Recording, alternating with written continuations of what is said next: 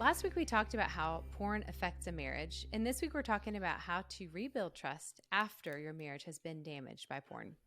If you're in this situation, you already know how painful it is. So, how do you then begin to regain trust in your spouse after they have been watching porn? There are so many couples dealing with this issue, and it's really painful. And we want to help our show to reach as many of them as possible with God's hope for healing. And you can actually help us do that simply by leaving a rating and review of the Awesome Marriage Podcast. You can do that wherever you're listening today. They only take a minute to leave, but they really do make an actual impact on the visibility of the podcast and help new listeners find the show and learn the biblical marriage advice that we're sharing. So today we're starting out with a listener question. Dr. Kim, are you ready? I'm ready. All right. So this listener asked us, my husband thought he was doing me a favor by watching porn and not bringing his needs to the bedroom as I was too tired. When I discovered what he was doing, I was devastated. I don't trust him. I don't know how to trust him, and I don't know how to build back the trust. So to start off, what are your thoughts on this statement that this husband says he was doing her a favor because she was too tired for sex? How does that affect the marriage?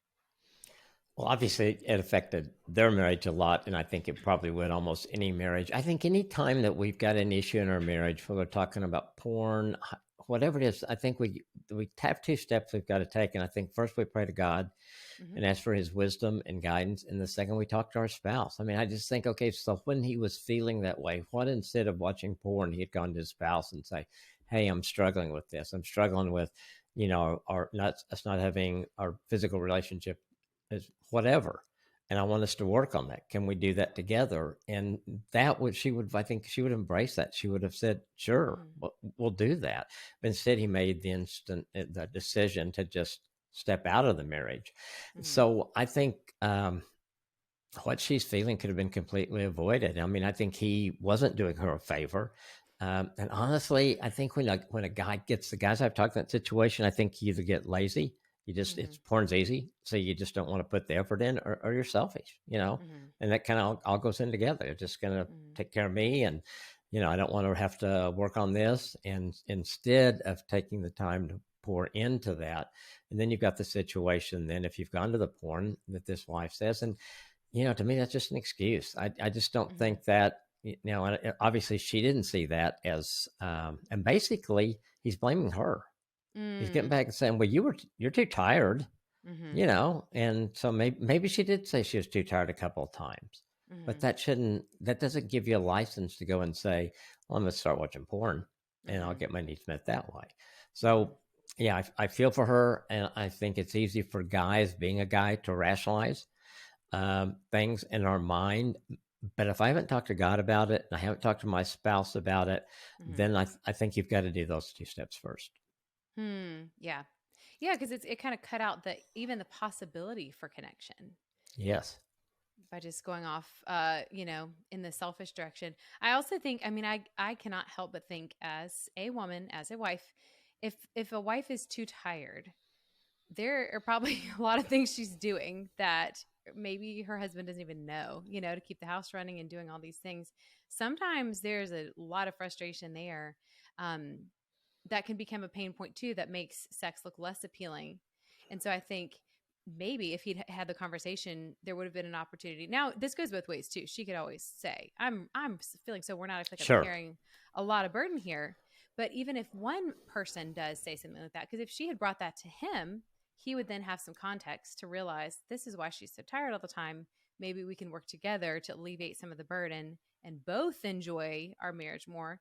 But if he'd brought it up, they could have had the same conversation. So either one of them having that honest conversation instead of kind of taking things in their own hands would help the marriage and the sex life.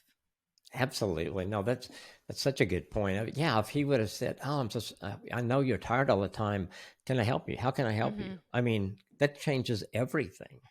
Yeah, and I think that phrase alone is like a foreplay for a lot of women. Yeah, because it connects you. It's all of a sudden he sees that I've got a problem. He cares. Right there's a connection that's going to lead to better intimacy in the bedroom, just because she feels like you care about her. Yeah. Besides just her body, you're caring about her and what's going on and how can I help you. Yeah. So that's a great point. Yeah. Well, and I think it's really important too what you said, that he basically was blaming her, which is, I mean, I think that when you get to the heart of it, that kind of puts it pretty, pretty cut and dried. You can't justify that. No, not if you talked to her. Mhm. Now, Mhm. if he'd talked to her and she said, no, we're never going to have sex again the rest of our life, well, it's still not right for him to start looking porn, Yeah. but at least gave him information to, okay, what do we do next? What's our next step? Mhm. Mhm. Okay, so when porn has affected the marriage, what can this spouse who was using porn do to help rebuild trust? Well, I think one, you've got to want to do that. Okay. Porn's addictive, and I think there's so many things that we know and probably don't know about it, but we do know it's addictive for a number of people. Um, so I think you've got to make that decision in your heart that I really want to change. I think accountability is so Mhm. important, and that can't be your wife. You got to find somebody that you are comfortable, or maybe not comfortable with talking about, and tell them what you're going through, and that you want to meet with them every week, and you want to have them to call if you get weak, and someone that cares enough about you to ask those tough questions every week, to just get in your face. Hey, did you look at porn this week? Mhm. Or, how did you handle your sexual desires this week? How's your sex life coming with your wife? How is she handling things now? How are you guys Mhm. progressing? What do you need to do to help her? Someone like that. So also, I think you want to lock down everything. Hmm. There's a lot of good tools out there for your phone to lock things down. You can have Mhm. accountability. There's different apps, different things you can do help that.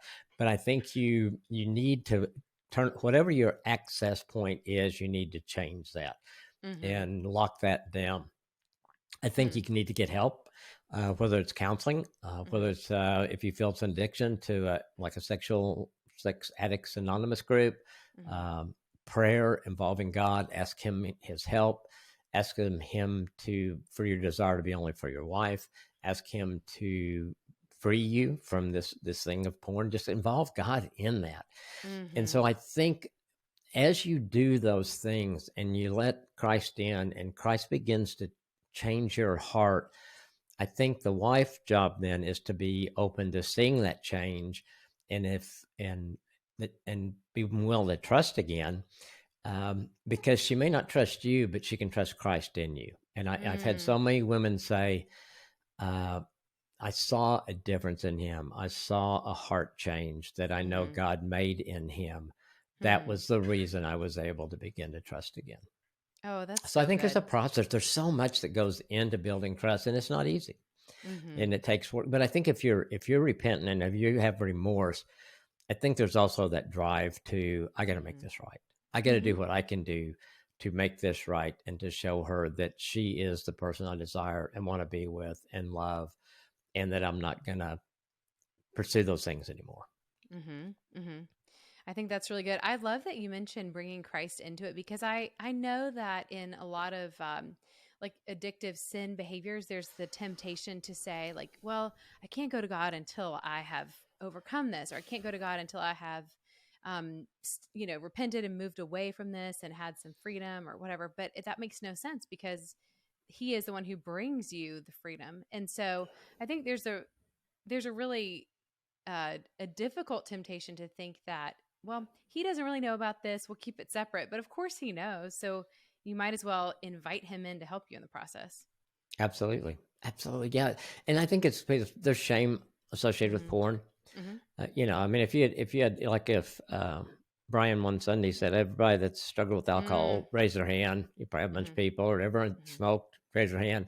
How many of you guys struggle with porn? Mm-hmm. There wouldn't be a hand go up, probably, Mm-hmm. because Mm-hmm. there's a shame that goes with that, Mm-hmm. and so I think that plays into it. And with what you said, okay, well, can I go to God? Yes, you can. But Yeah. first place, He already knows. The people in Mm-hmm. your church don't know, but God Yeah. does know, and Yeah. He's He just does. waiting for you to come and say, "Hey, help me." Yeah. That's all you really need to do, Yeah. and then just go from there. That's so good. That's so good. And that makes me think too of one of the upcoming interviews we have in this series that is just so powerful, because it talks really about not continuing to let things be secret and how powerful it is just to let things be confessed. And the Bible Hmm. does say there's healing in confession. It's very clear.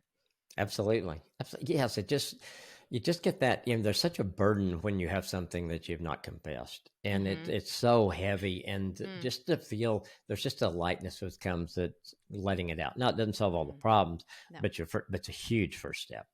Yeah. Yeah.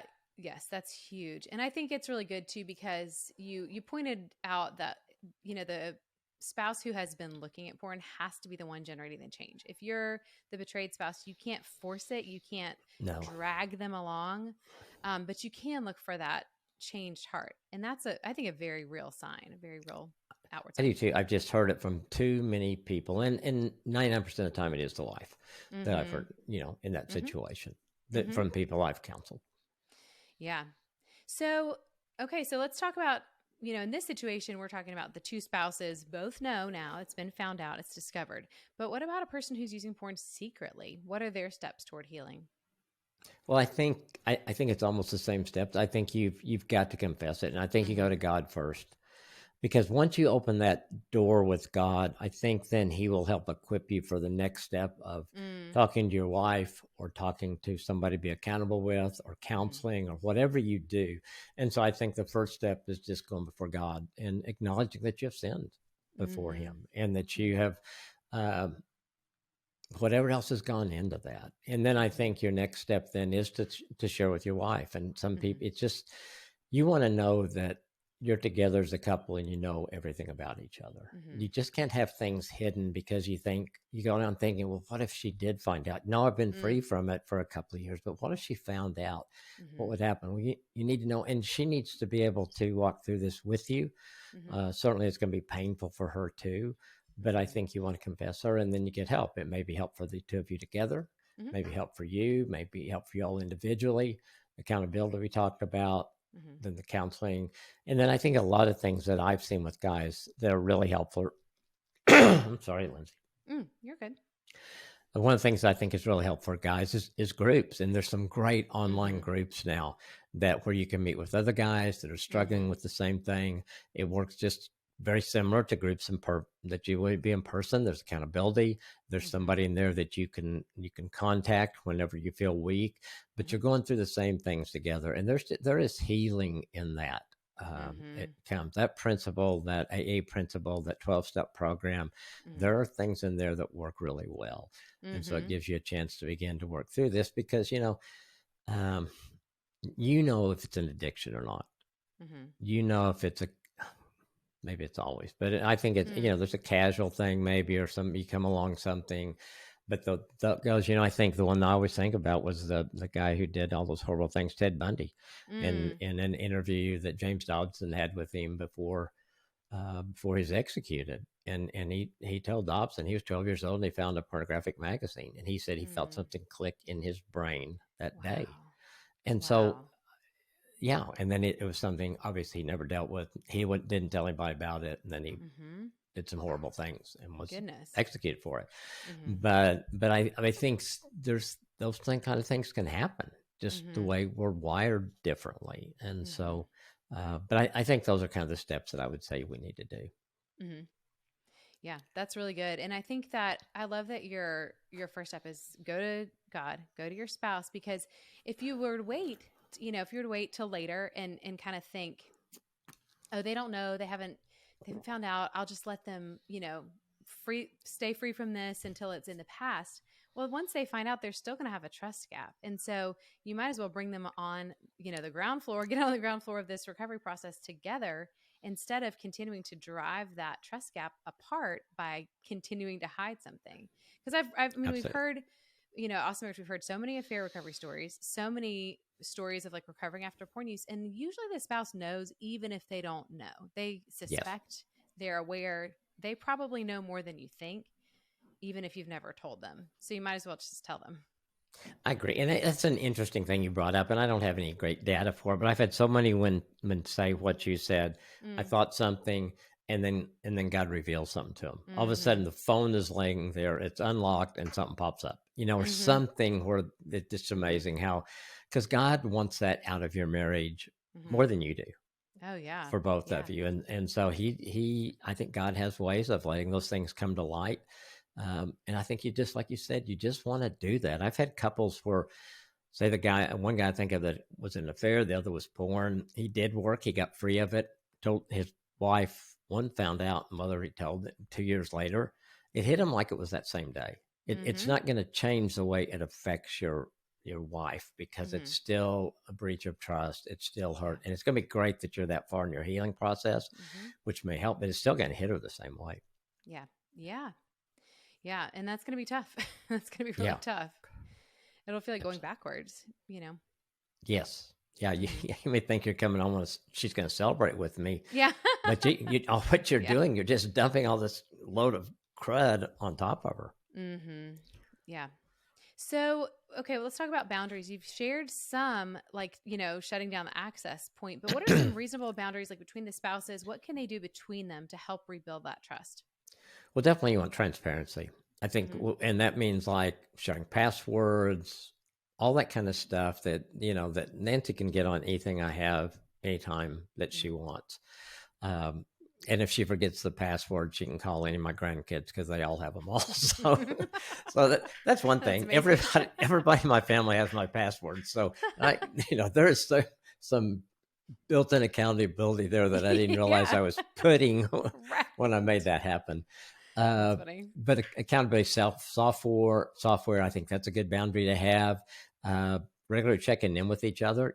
How are we doing? How's our sex life? How are we? Mm-hmm. Just that communication, just that, and continue to build an emotional connection, continuing to Mm-hmm. build your relationship. All of those things are going to help. I think. But really just I think with the transparency, the openness, not hiding anything, knowing that the boundary that you choose, you're going to be going to meet with your accountability partner. There's the boundary if you are going to this group, you are doing these things that allow your spouse to begin to trust you again, Mm-hmm. build that trust. And so I think those kind of boundaries and expectations are essential if you're Mm-hmm. going to rebuild this. It's not something you can just, sweep under the rug, or if you do, it's going to come out twice as big later. Yeah. Mm-hmm. And I think for you to take personal responsibility, which doesn't seem to come easy in this Mm-hmm. world. And just like the letter you read at the beginning, he was Mm-hmm. blaming her. He didn't take Mm-hmm. he wasn't taking personal responsibility. He was blaming his wife. Mm-hmm. So that's so important for that to be a part of it too. Yeah, that's good. That's really good. So going forward, like to rebuild the trust, would you suggest that the spouse who was using porn, do they need to confess to their spouse if that happens again? Do they need those details? Is that helpful or is that more harmful? That's a really good question. My gut always has been to get it out there in the light. Mm-hmm. And usually, if I'm counseling a couple, we'll say that will be part of it, Mm-hmm. because I want them to know that a slip up does not mean they're all the way back to ground zero. That may Okay. be part of the process they're going through. And I Mm-hmm. think it allows a spouse to pray for them, to know how to pray for them, Mm-hmm. those kind of things. And so I just think I just am a big believer of being totally open about Mm-hmm. everything. And so if you Mm-hmm. slip, I think you tell your spouse about it. I'd Mm-hmm. say she didn't. I mean, she didn't know all the details, but Right. if I slip, I've told my accountability partner I'm going to talk to my group about it tomorrow. When we go to Mm-hmm. counseling, let's talk about it. But I want you to know right after God. I want you to know what happened. Mm-hmm. Mm-hmm. What if they freak out? Then you just love them. You Okay. know, you Mm-hmm. say, "I understand. I know. Yeah. You may feel like I just totally betrayed Joel over again. Mm-hmm. That's not my heart, but that's what I did, and I'm Mm-hmm. sorry. And I'm not giving up on this fight. That's good. You know, Mm-hmm. Yeah, I think that's good. And I think it's really important too what you shared that one slip does not mean going back to the beginning. That's right? really helpful. It is. And I think for the spouse to understand that too, that sometimes, and Mm-hmm. I talk to couples about that when I'm working with this situation, it is a process. And it's not to Mm-hmm. give the guy license or an Mm-hmm. excuse, but it's the reality. Your goal is to be porn free the rest of your life. But Mm-hmm. if something happens and you do slip up, we'll pick it up there and we'll continue to move forward. Mm-hmm. Yeah, that's really good. And the reason I ask is because something you shared during the boundary series, which was like when we're setting boundaries, if they're stepped on, like don't overreact, don't go crazy, because it's just a new habit you have to work towards together. And so I just think it's really helpful that we give each other a lot of grace in these things. When you're working towards a change, you got to work together by understanding that we're still human, even if we're making a change. Yeah, and I think it goes back to that what we talk about all the time is being a team, and I get it. Mm-hmm. The spouse has to get through the grief and the hurt because it is a grief process. This is not Mm-hmm. something when you took your vows you expected so many years later marriage you can deal with. So you've got to do that. But then again, if we're going to restore this marriage, and my spouse wants to restore this marriage, my spouse wants to get healed, then you become that team again. Then you Mm-hmm. support each other, encourage each other, put together all the other things we've talked about, but you're looking at we are working on this together Mm-hmm. because not because it's your problem too. Well, it kind of Mm-hmm. is, both Mm-hmm. what you want long term for your marriage. Yeah. Yeah, that's good. Always comes back to that, doesn't it? Teamwork. Yes. Yeah. Yeah. I mean, that's, I think, part of God's plan. Yeah, I think so. And it's also it's lifting each other up in weakness, not beating each other up for weakness, but Right. helping. Well, anytime we marry someone thinking they're going to be perfect, you're just setting yourself up because none of us Yes. are. Yeah. There's not an option that involves a perfect person. No, not that I found. No. So with those boundaries to help rebuild trust, can the boundaries go too far? Yes. Mm-hmm. I think anytime if there's punishment as part of the boundary, Mm-hmm. um, you know, whether it's we're never going to have sex again Mm-hmm. or, and I don't know why I'm having this. I might Yeah. take a cough drop between. I know it's allergies. We'll just cut So it I right think we're, out. I think it can go too far. Like if it's punishment, we're not gonna Mm-hmm. have sex again, or that you're just, I don't know, in some way you're figuring out a way to punish them. Mm-hmm. Well, you got to do all the work around here. You got whatever that is. I think Mm-hmm. sometimes obsessive monitoring. So you put things in place, and so you're in front of your computer every day checking everything Oh that he gosh. is Yeah. doing. Yeah. And I've had people do that. That will drive you crazy over time, and that's Mm-hmm. not it's not helping free you. What it is keeping you in that because you're Mm. obsessed with this, and Mm-hmm. so that is unhealthy. Um, and the other thing I think too, boundaries is not willing to begin the trust building process, and it is Mm. different for each person. I think because we're all unique, but at some point as a spouse, you've got to say, okay, I am willing to begin to trust again. And so if you Mm-hmm. put boundaries in place that keep you from getting there to protect yourself, Mm-hmm. that at some point, if you're going to have what you want in your marriage, you're going to have to take that step. Yeah. Yes. That's a great point to bring around. If you've if your boundaries are or your expectations are that I can't trust you until this is completely and totally resolved, then that might just be impossible. Yeah. Yeah. Absolutely. Because yeah, I'm thinking just if you resolve one issue, there's still going to be you can't control your spouse. You just can't do it. So there's always No, going to and be I think too, something. if you don't go through this and work through it and forgive it, then it's like you can link anything else that your spouse does. You can link to that, and maybe it's Mm-hmm. certainly in your mind minor to Mm. pornography, but maybe he overspends the budget one month. Well, Mm-hmm. now I can't trust you with money, and I certainly can't trust you because of porn. And so you start Mm-hmm. linking everything together. And then Yes. because he's going to continue to make mistakes, just like the wife will. And then Mm-hmm. you've got this stack of reasons why you're not trusting this person. And Mm-hmm. to live in a marriage where there isn't trust, sure, we have to do that sometimes short term, but that's hard to do long term. Mm-hmm. It's Yes. hard. That's not what you want to be married for. Mm-hmm. Well, and I think a lot of that too points back to the mental reframing that we talk about a lot, which is, when you're looking for somebody to let you down all the time, you're probably going to see that more often. Whereas if you're looking for evidence of growth, you'll see that more often. And so it's Right. almost this victim mindset of like, I can't trust you but you've just built this case in your own head. And of course, we have to see the evidence of the spouse working and wanting to be on board and going to Christ and having a changed heart. But if we have this terrible mental image that only sees the negative, there's nothing they can really do to overcome that. And that's not at the heart of marriage, because at the heart of marriage, you both are freely giving your life to one another, and that's not dependent on how they behave. It's just it is what the marriage commitment is. Yeah, that's such a, you made me think of something else. And I I think this, golly, right. You made me think of something else, and it's that at some point, if some of these things you were just talking about are there for a woman, that she needs to look into herself. Is this something that your dad did to your mom? Hmm. Is this something that happened to your best friend? Is there something deeper for you Mm-hmm. in that? Because it's so easy to point at the one who looked at porn and Mm-hmm. having them jump to the hoops, what they need to do. Mm-hmm. But is there something that's going to free you by dealing with too? Is there Mm-hmm. something that this triggered in you from the past or a previous relationship or something Mm-hmm. that maybe you didn't know need to be healed Mm-hmm. or you thought was healed? And so I think it's important for you to do that too, because the healthiest marriage is two healthy people. Mm-hmm. And if your spouse gets healthy, you want to be as healthy as you can to meet them there too. Mm-hmm. Oh, that's so true. And I think a lot of it might even be as simple as expectations, just that you have this expectation of how your marriage should be. All And right.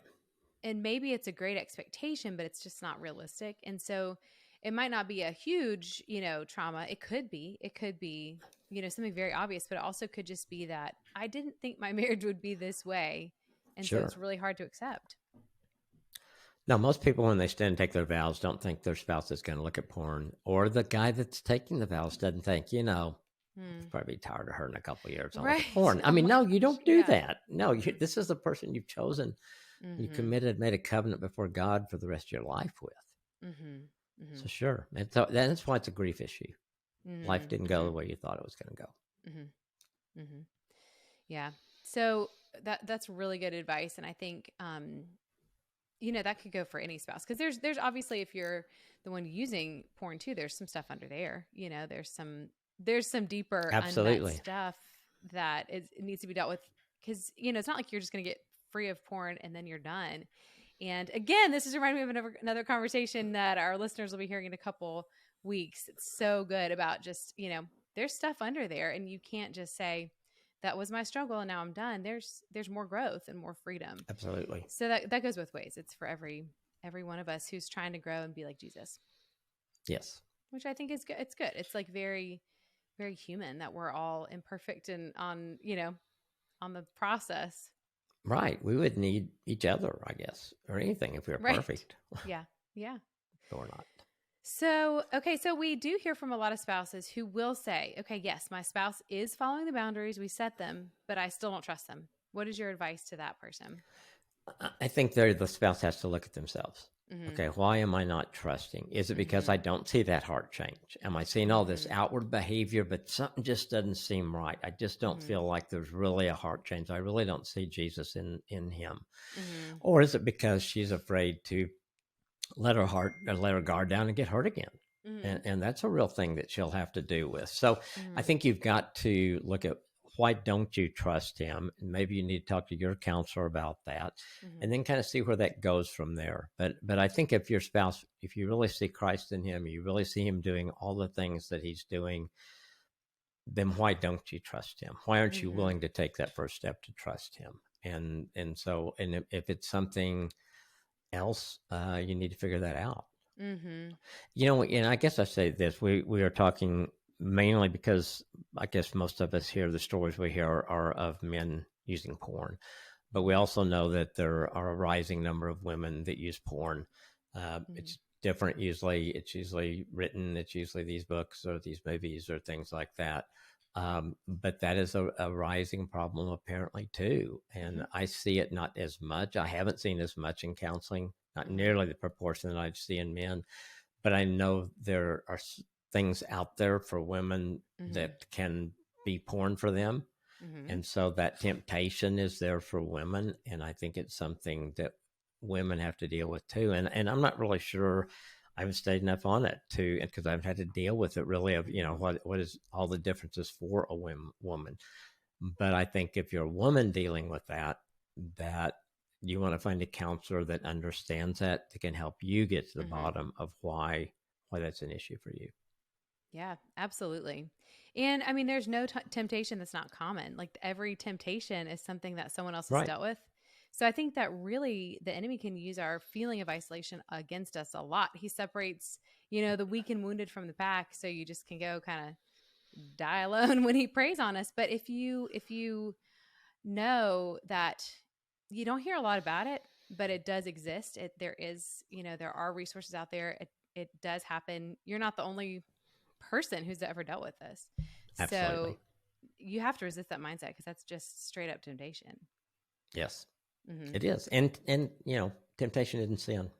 Right. And Right. we got to realize that Jesus was tempted. Really, Mm-hmm. the things when you think about that Satan tempted Jesus with was one of them was about power, and one Mm-hmm. is about money. This kingdom's all be yours. And I can't remember what the third one was, but those are Food. kind It of the was same food. things that that he tempts us with today. Mm-hmm. Mm-hmm. Yeah. And there's always a way out. We know that from Always scripture the way too. out. Mm-hmm. Yep. So I am curious, so Dr. Kim, so what if you kind of alluded to this, but what if they have gone through the boundaries and stuff, but there hasn't been a heart change? What do you do then? That's hard. I Mm-hmm. think it really is hard. I think if I think it's just like to me, a point is infidelity. And what Mm-hmm. I would do if I was counseling someone and say the person had an affair, and the wife wasn't seeing, I'm saying, and I see women that have affairs too, but I'm going to Mm-hmm. take it from a male perspective. She doesn't really see that heart change. She doesn't really see those things. And she finds out he's seeing this person again or that Mm-hmm. again. I think the same way, if it continues going back to porn and the heart change is not there, then I think the next step is probably a hard boundary, like a separation until things get better. Because I Mm-hmm. don't think you can live with that. You can't live with that kind of betrayal day after day after day. I'm not saying get a divorce, Mm-hmm. but I think you may need to draw the line. If we're going to be in a marriage together, Mm-hmm. you've got to get help and you've got to get healed. And until Mm-hmm. you do, we're going to live separate places. Mm-hmm. It's hard. Mm-hmm. It's tough love, but I Yeah. think that's at that point, other than a miracle, which God Mm-hmm. can do, Mm-hmm. I don't see another alternative that's going to be effective because you kind of Mm-hmm. will have done all the things that we've just been talking about. Yeah. Yeah, and it is kind of that thing of like any addiction that you have that you value over the relationship or the family, it's gonna end up destroying all those things. Absolutely. It's exactly the same way with an alcoholic continues to drink and drains the family money or Mm, behavior and things like that. Same thing. At some point, you have to say, okay, you're gonna have to move out until you get help and get well. hmm. Yeah, that's really hard. I mean, I really feel for a person in that situation, but I do think that's a good word of advice is that hard boundary and not just continuing to hope and hope and hope they'll change when they're showing no evidence of change. And I think too, you'll find that there are a lot more resources for you than you think when you take that step. Because I know that's Mm, scary, mm-hmm, especially maybe someone's a stay-at-home mom. But there are people in most big cities or access or maybe churches where you live that will come alongside you and help mm-hmm, you through that time. So trust that if God leads you to that point, mm-hmm. then He's also going to provide and help you through that too. Oh, I that's believe good. that. I've just seen it over and over and over. That's really good. That's good encouragement. I feel like it really Yes. needed. So, Dr. Kim, this has been a really helpful, tough conversation about rebuilding trust after porn. What final piece of advice do you have on this topic today? I think that the things we talked about are important to do. I think you've got to realize it does take time on both sides. Give yourself the grace of that. It's not okay. You should be better in 6 months. People come Mm-hmm. into me with an infidelity thing like that. Well, how long is it going to take? Well, I don't know. Mm-hmm. It's really God knows, but I don't know. But just know that it's going to take time. It's going to Mm-hmm. take consistency. It's going to take intentionality. It's going to take accountability. All those things have to be built in that, and then that willingness to trust again, which sometimes I don't think a wife realizes how big a deal that is, just to say I'm Mm-hmm. willing to trust you again, because I don't have to do that right in the beginning. Mm-hmm. You're just kind of watching what he is doing, but at Mm-hmm. some point you've got to say, okay, I'm going to open my heart again. I'm going to risk getting hurt again, and Mm-hmm. that is probably the biggest step for a wife in those situations. Hmm. Yeah, because until that's taken, That's right. it's yeah, it's gonna be And that's where the the husband, the person I was the one who got into porn. and I'm doing all the right things, and God is changing me, and I've been repenting. And Nancy is just, I don't want to get hurt again. I'm just not ready yet. That's where you've got to give her time. Mm-hmm. You've got to give her the time to work to that point, and that's not when they say, I've had the temptation be, well, I'll just go back to porn then if nothing's going to change. Well, no, you're what God wants you to do is continue doing the things you're doing. Trust Him with her and her heart. She has the Holy Spirit. It's not you, and He's working on her too. And trust that. Well, because going back would just be blaming them again. Oh, back to that cycle. Yes, and Goodness, yeah. Man, I feel like we could do a whole episode on blaming and being a victim without, like. There's so many. Yeah, you're right, because there's so much depth that can go into this with different couples, different situations. But the reality is, it's not God's best plan for marriage. Porn is something the enemy has used, and apparently forever, because they've got cave drawings and caves of pornography on the wall with little stick figures and stuff. So, it's been, that sin, our vulnerability there has been there forever since the fall. And so it's choosing to say what God's best is. Yeah. God's best is sex and marriage. God's best is continue to work on that together and not bringing anything from the outside into that, because that's not His plan, and it doesn't work. It just doesn't work. It doesn't work. Well, next week we're going to continue this conversation on rebuilding after porn by talking about restarting your sexual intimacy after porn has affected your marriage. So make sure you tune in and listen to that episode next week. Have a great day and do something awesome for your marriage today.